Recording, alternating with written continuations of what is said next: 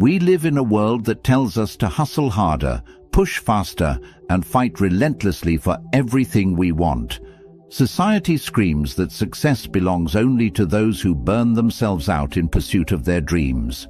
But what if I told you that the ancient Stoics discovered something completely different? What if the secret to manifesting everything you desire isn't found in frantic action, but in the profound peace of letting go? Marcus Aurelius, the most powerful man in the Roman Empire, wrote in his personal journal, "Confine yourself to the present." He understood that when we stop fighting the current of life and start flowing with it, miracles begin to happen. The Stoics weren't passive dreamers.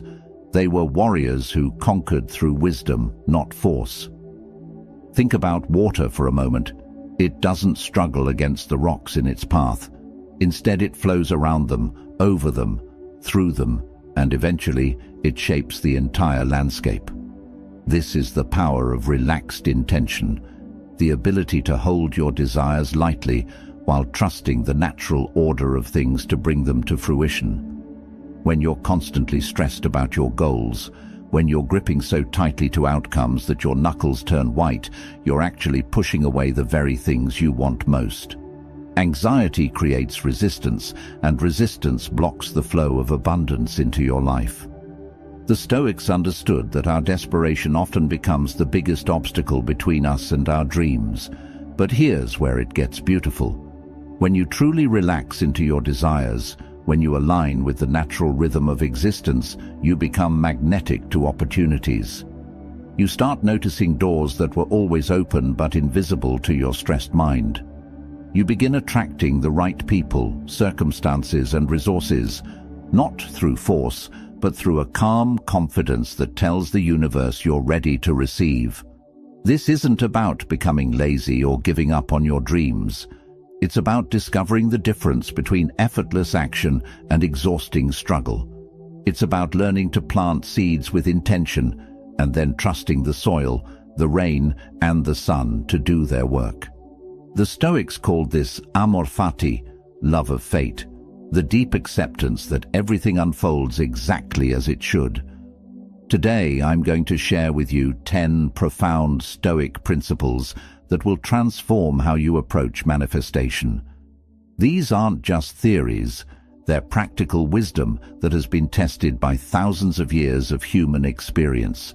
Each principle will show you how to release the tension that's been blocking your blessings and step into the flow state where miracles become natural. Before we dive deep into this life-changing wisdom, I need you to do something. Hit that like button right now. It tells me you're ready for transformation. If that speaks to you, type this in the comments to anchor it in your heart. When I relax, life flows to me.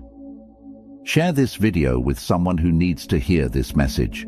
Subscribe to this channel because we're just getting started on this journey together. And please, don't skip any part of this video. Number 1. The art of detached desire. Here's the paradox that drives most people crazy. The more desperately you want something, the more it seems to slip away from you.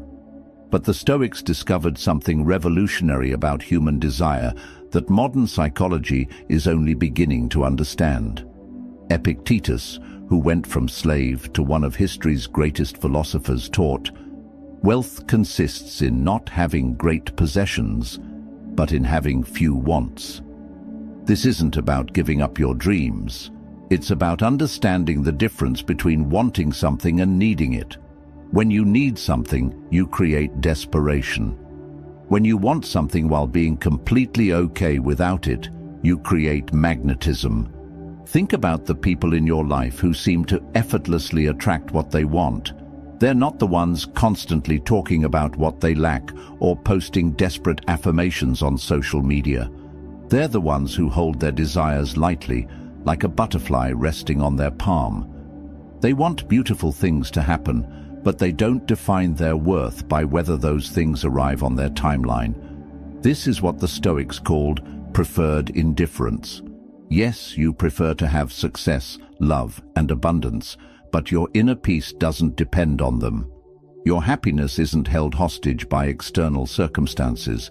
This creates a powerful energy that actually draws opportunities toward you, because people and the universe itself are attracted to those who aren't needy. When you practice detached desire, you stop sending out desperate energy that repels what you want.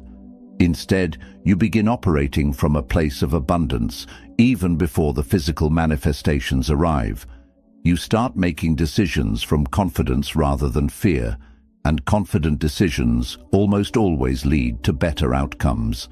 The magic happens when you can say, "I would love for this to happen, and I'm taking inspired action toward it, but I'm genuinely okay if it doesn't happen exactly as I imagine." This isn't giving up. This is growing up. This is understanding that the universe often has something even better in mind than what your limited perspective can see. Practice this today. Hold your biggest desire in your mind, then take a deep breath and say, "This or something better." Feel how that releases the pressure and opens up infinite possibilities. Let this one sink into your soul and drop it in the comments if it resonates. I desire with peace, not desperation. Number 2. Present moment magnetism. Your mind is probably living everywhere except where your power actually exists, right here, right now. Most people spend their days mentally living in a future that hasn't happened yet, or replaying a past that can't be changed. But the Stoics understood something profound. All manifestation happens in the present moment, and when you're not here, you miss the magic. Seneca wrote, "True happiness is to enjoy the present without anxious dependence upon the future." This isn't just beautiful philosophy, it's practical magic. When your consciousness is fully present, you notice opportunities that your scattered mind would completely miss. You hear the casual comment that leads to your next big break. You feel the intuitive nudge to take a different route home, where you bump into exactly the right person. But here's what most people don't understand about presence. It's not just about awareness, it's about energy. When you're truly present, you're operating at your highest vibration. You're not carrying the heavy energy of past regrets or future anxieties. You're pure potential, and that energy is incredibly attractive to both people and circumstances. Think about the most magnetic people you know. They're not the ones constantly checking their phones or talking about what they're going to do someday. They're the ones who look you in the eye when you speak, who seem to have all the time in the world, who make you feel like you're the only person in the room. That's presence, and it's magnetic. The beautiful irony is that when you stop living for the future, you create a better future. When you stop trying to escape this moment becomes the launching pad for everything you've been dreaming of. Opportunities don't exist in tomorrow. They exist in the awareness you bring to today. Your breath is your anchor to the present. Every time you notice your mind wandering into what if or if only, come back to your breathing. Feel your feet on the ground. Notice 3 things you can see, hear, or feel right now. This isn't meditation, this is manifestation practice. The present moment isn't just where you exist, it's where you create. Stop living in the waiting room of your life and step into the reality where miracles are happening right now. Number 3. The wisdom of accepted resistance. Life is going to give you obstacles. That's not a possibility, that's a guarantee. But here's what separates those who manifest their dreams from those who stay stuck. How you relate to resistance determines whether it becomes your enemy or your teacher. Marcus Aurelius faced plagues, wars, and betrayals, yet he wrote, "The impediment to action advances action. What stands in the way becomes the way." This isn't just poetic language. This is the secret to turning every setback into a setup for something greater. When you stop fighting reality and start dancing with it, resistance becomes your greatest ally. Most people encounter an obstacle and immediately think the universe is working against them. They take it personally, get discouraged, and often give up entirely. But what if every obstacle is actually the universe's way of making you stronger, wiser, and more ready for what you're asking for? Consider the oyster and the pearl. The irritation of sand doesn't destroy the oyster. It creates something beautiful and valuable. Your obstacles aren't punishments. They're invitations to grow into the person who can handle the level of success you're requesting. When you accept resistance instead of resenting it, something magical happens. You stop wasting energy fighting what is, and you start using that energy to navigate through what is. You become like water again, flexible, persistent, and ultimately unstoppable. This doesn't mean you become passive or that you don't take action. It means you take inspired action instead of desperate action.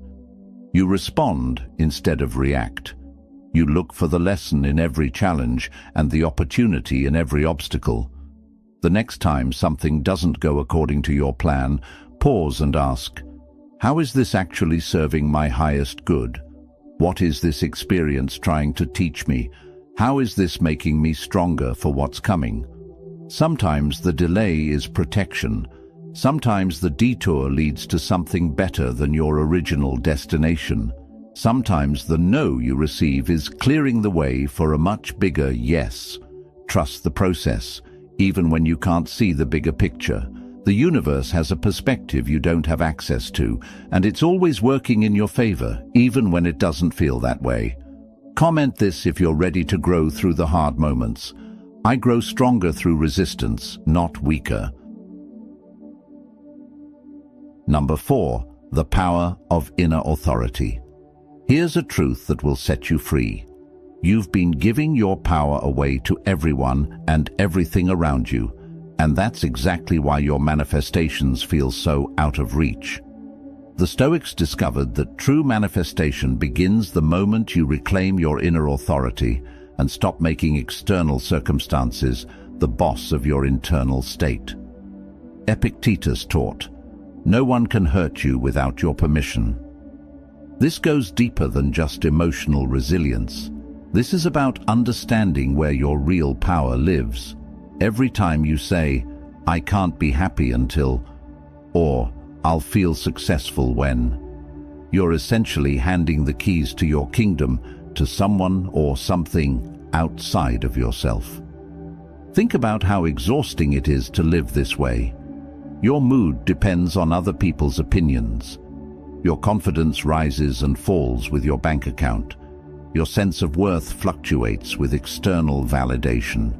You've turned yourself into a puppet, and circumstances are pulling all your strings. But when you reclaim your inner authority, everything changes. You realize that your peace, your joy, and your sense of abundance are internal decisions, not external conditions. This doesn't mean you become indifferent to outcomes.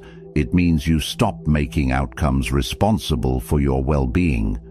This shift creates incredible manifesting power because you're no longer operating from lack or neediness. When you know you can be happy regardless of circumstances, you make better decisions. When you know your worth isn't determined by external validation, you show up more authentically. When you know your security comes from within, you take bigger, bolder risks. People can sense this inner authority, and they're drawn to it. Opportunities flow toward those who aren't desperately chasing them. Success gravitates toward those who don't need it to feel valuable. Start practicing this today. Before you check social media, before you look at your bank account, before you seek validation from others, check in with yourself. Ask, how do I choose to feel right now, regardless of my circumstances? Then honor that choice. Your external world will always be a reflection of your internal world. Change the inside, and the outside has no choice but to follow. Feel that power rising in you? Share it in the comments. I am the author of my own experience. Number 5. The art of strategic non-action. This might sound contradictory, but sometimes the most powerful thing you can do is absolutely nothing. The Stoics understood something that our action-obsessed culture has forgotten. There's a profound difference between being busy and being effective, between motion and progress, between forced action and aligned action. Lao Tzu, whose philosophy deeply influenced Stoic thought, taught, "The sage does not attempt anything very big, and thus achieves greatness." Sometimes your biggest breakthrough comes not from doing more, but from having the wisdom to do less. We live in a culture that equates action with progress, but much of what we call taking action is actually anxiety in disguise. We stay busy because stillness makes us uncomfortable. We keep pushing because we're afraid that if we stop, everything will fall apart. But this frantic energy often pushes away the very things we're trying to attract. Strategic non-action doesn't mean being lazy or giving up on your dreams. It means having the confidence to step back when you've done your part and trust the process to unfold. It means knowing when to plant seeds and when to let them germinate in darkness. It means understanding that some things simply cannot be rushed, no matter how badly you want them. Think about a master chess player.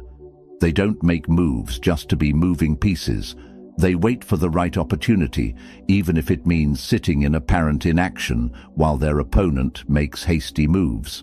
Their patience becomes their power, and their restraint becomes their strategy. When you learn the art of strategic non-action, you stop exhausting yourself with busy work that doesn't actually move you forward. You begin to trust your intuition about when to act and when to wait. You discover that sometimes the universe needs space to work its magic, and your job is simply to get out of the way. This week, practice saying, "I don't know" when you don't know, and "I'll wait" when waiting feels right. Notice how this creates space for solutions and opportunities that your forced action was actually blocking. The universe rewards those who can be still enough to receive what it's trying to give them.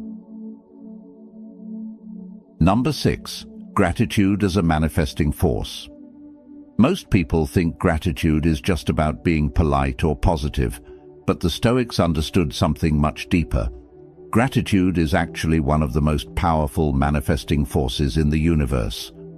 When you truly appreciate what you already have, you create a magnetic field that draws more abundance into your life. Marcus Aurelius wrote, "When you wake up in the morning, tell yourself, 'The people I deal with today will be meddling, ungrateful, arrogant, dishonest, jealous, and surly. They are like this because they can't tell good from evil. But I have seen the beauty of good and the ugliness of evil, and have recognized that the wrongdoer has a nature related to my own.' Even in acknowledging human flaws, he found reasons for gratitude and understanding. Here's what happens energetically when you practice real gratitude. You shift from operating from a mindset of scarcity to operating from a mindset of abundance. Instead of focusing on what's missing, you're acknowledging what's present. Instead of sending out lack energy, you're radiating fullness energy. But this isn't about fake positivity or pretending everything is perfect. True Stoic gratitude acknowledges reality while choosing to focus on what's working rather than what's broken. It's about finding genuine appreciation for your challenges because they're making you stronger, for your struggles because they're teaching you wisdom, for your setbacks because they're redirecting you towards something better. When you wake up grateful, you start your day in a high vibration state that attracts high vibration experiences. When you go to bed grateful, you program your subconscious mind to look for more things to appreciate. This creates an upward spiral where gratitude leads to more experiences worth being grateful for. The magic isn't just in feeling grateful, it's in expressing gratitude. Tell people how much they mean to you. Write thank you notes for small kindnesses. Acknowledge the beauty in ordinary moments. Appreciate your body for carrying you through life, your breath for sustaining you, your heart for continuing to beat. Gratitude turns what you have into enough, and enough is always the foundation for more. When the universe sees you appreciating what you've already been given, it trusts you with greater gifts. Number 7. The strength of emotional sovereignty. Your emotions are not happening to you, they're being created by you. This single realization contains enough power to transform your entire life. Yet most people spend years giving their emotional state away to circumstances, other people, and random events beyond their control. Seneca taught, "Every new thing excites the mind, but a mind that seeks the truth turns from the new and unknown to the eternal and divine." Your emotional reactions are choices, not inevitable responses. When you understand this, you reclaim the throne of your own experience. Think about two people experiencing the same rejection, the same financial setback, or the same disappointment. One person crumbles and stays stuck for months. The other person feels the emotion fully, learns from it, and uses it as fuel to create something better. The difference isn't in their circumstances, it's in their emotional sovereignty. Emotional sovereignty doesn't mean suppressing your feelings or pretending negative emotions don't exist. It means you feel your emotions fully without letting them drive the car of your life. You acknowledge anger without becoming destructive. You honor sadness without drowning in it. You feel fear without letting it paralyze you. This creates incredible manifesting power because your emotions are literally your creative energy. When you're in control of your emotional state, you're in control of what you're creating. When you can choose peace in the middle of chaos, you become a powerful attractor of peaceful circumstances. When you can find joy regardless of your current situation, you magnetize joyful experiences. The practice is simple, but not easy. When you feel a strong emotion, pause and ask yourself, what is this emotion trying to tell me? What can I learn from this? How can I use this energy constructively? Then make a conscious choice about how long you'll stay in that emotional state and what you'll do with the energy it provides. Your emotions are meant to be messengers, not masters. They're designed to give you information and energy, not to control your decisions or determine your destiny. When you master your emotional world, you master your manifesting power. Say it with confidence in the comments if you're stepping into your emotional power. My emotions exist, but they do not control me. Number 8. The philosophy of enough. In a world that constantly tells you that you need more to be happy, the Stoics discovered a revolutionary secret. The feeling of enough is not about how much you have, it's about how you relate to what you have. When you master the philosophy of enough, you unlock a level of contentment and power that no external acquisition can provide. Seneca, one of the wealthiest men in Rome, wrote, "It is not the man who has too little, but the man who craves more, who is poor." This wasn't coming from someone who didn't understand material success. This was coming from someone who had everything the world said should make him happy, yet found his deepest fulfillment in something entirely different. The philosophy of enough doesn't mean settling for less or giving up on your dreams. It means recognizing that your happiness and sense of abundance aren't dependent on getting more stuff, more recognition, or more validation. It means understanding that the feeling you think you'll get from achieving your goals is actually available to you right now, in this moment, with what you already have. Here's the paradox that changes everything. When you genuinely feel like you have enough, you stop operating from desperation and start operating from abundance. And abundance energy attracts abundant experiences. When you're not grasping for more, more comes to you naturally. Think about the most attractive people in your life. Not physically attractive, but energetically attractive. They're not the ones constantly complaining about what they lack or obsessing over what they want. They're the ones who seem genuinely content with their lives while still being excited about growth and new experiences. This contentment isn't complacency, it's confidence. It's the deep knowing that you're already whole, already valuable, already enough, regardless of what you achieve or acquire. From this foundation, you can pursue your dreams from love rather than fear, from excitement rather than desperation. Practice this. Before you go to sleep tonight, mentally inventory everything you have to be grateful for: your health, your relationships, your opportunities, your experiences. Really feel how rich your life already is. This is the energy that creates miracles. Let's flood the comments with this truth if you're done chasing and ready to receive. I am enough, and I attract from that place. Number 9, the courage of authentic expression. One of the biggest blocks to manifestation is living a life that isn't authentically yours. When you're constantly trying to be who others expect you to be, when you're hiding your true thoughts and feelings, when you're playing roles that don't fit your soul, you create internal resistance that blocks the flow of your desires into reality. Marcus Aurelius reminded himself how much trouble he avoids who does not look to see what his neighbor says or does. The courage to be authentically yourself, regardless of others' opinions, isn't just about personal freedom. It's about manifestation power. When you're not being authentic, you're essentially lying to the universe about who you are and what you want. How can life give you what's truly meant for you if you're not showing up as who you truly are? How can the right opportunities find you if you're hiding behind a mask?